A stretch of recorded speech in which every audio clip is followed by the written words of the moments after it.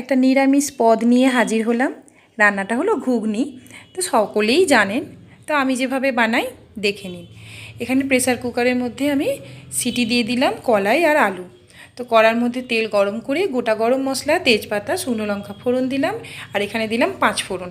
5 ফোড়নের একটা সুগন্ধি বেরিয়ে এলে এর মধ্যে দিয়ে দেবো 1 চামচ আদা বাটা। আদাটা একটা শুকনো লঙ্কা দিয়ে বেটে নিয়েছি।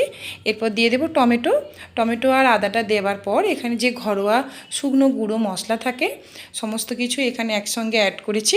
মানে জিরে গুঁড়ো, ধনে গুঁড়ো, লঙ্কার গুঁড়ো, হলুদ গুঁড়ো আর লবণ ছোটো চামচের 2 চামচ করে ভর্তি সব দিয়ে দিয়েছি। লবণটা যেহেতু স্বাদ অনুযায়ী যে যেমন দিয়ে দেবেন। আর এখানে যেহেতু নিরামিষ রান্নাটা করব তাই লঙ্কার গুঁড়োটা একটু বেশি করেই দিয়েছি, ঝাল ঝাল বানাবো। তো মশলাটাকে কষিয়ে নিচ্ছি। এখানে কিন্তু এখনও পর্যন্ত জল অ্যাড করিনি। তো জল ছাড়াই মশলাটাকে কষিয়ে নিলাম। তারপর দিয়ে দেবো সেদ্ধ করে রাখা কলাই আর আলুটা। তো এখানে আমি কলাই আর আলু একসঙ্গে একটু মিশিয়ে নিচ্ছি মশলাটার সাথে।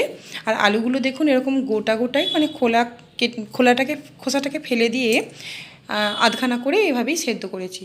তো চাইলে যেমন ভিডিওতে দেখাচ্ছি খুন্তি দিয়ে এইভাবে কাট করে নিতে পারেন, আর না হলে কলাইয়ের সঙ্গে একদম পিস পিস করে কেটে সেদ্ধ করে নিতে পারেন। তো সেখানে না কলাইটা আর আলুটা একসঙ্গে সেদ্ধ হয়ে গেলে আলুটা একেবারেই গলে যায়। তো তার জন্য এইভাবে প্রসেসটা করি। দুটোর মধ্যে কোনোটাই অসুবিধা নেই, যে কোনো প্রসেসেই করা যায়। রান্না হচ্ছে নিজের মনোমতন করে করা। আপনি যদি নিজের মন থেকে রান্না করেন সব থেকে বেস্ট রান্না হবে। তো এখানে একটুখানি কলাইয়ের মশলাটা একটুখানি আমি ফুটিয়ে নিচ্ছি অল্প আঁচে। তারপর একটু অল্প চিনি দিয়ে দেবো।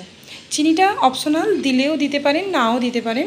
ওই যে বললাম নিজের খুশি মতো রান্না। আপনি যদি মনে করেন যে হ্যাঁ চিনি দেবো, তো আপনার রান্নাই সব থেকে বেস্ট হবে।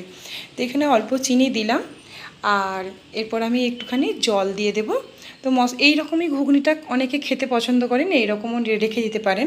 কিন্তু ওই যে আমি একটুখানি গ্রেভি খেতে পছন্দ করি। একটু হালকা গরম জল দিয়ে দিলাম এর মধ্যে। তো এতটা পাতলা হবে না, একটু ঝোলটা ফুটবে। তো ঝোলটা ফুটতে দিতে সময় লাগবে। আর ফুটতে দিই, আর একটুখানি বাদেই আমি এখানে দিয়ে দিচ্ছি গরম মশলার গুঁড়ো। গরম মশলার গুঁড়োটা আমি 1/2 চামচ মতন দিলাম। তো ওটাও নিজেরা খুশি মতন 1 চামচ ভর্তিও দেওয়া যায়, আবার অল্পও দেওয়া যায়। আমি একটু অল্প করেই দিই, ফ্লেভার হলেই হলো। তো এই সময় আমি গ্যাসের ফ্লেম বন্ধ করে দেব। আর যদি ঘরে একটুখানি ধনেপাতা থাকে তো কুচিয়ে দিয়ে দিতে পারেন। আমার বাড়িতে ছিল না তাই দেওয়া হয়নি। নিরামিষ ঘুগনিতে কিন্তু ধনেপাতাটা দুর্দান্ত খেতে লাগবে।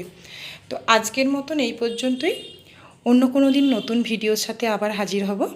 ভিডিও কেমন লাগলো অবশ্যই জানাবেন। ধন্যবাদ, ভালো থাকবেন, সুস্থ থাকবেন। টাটা।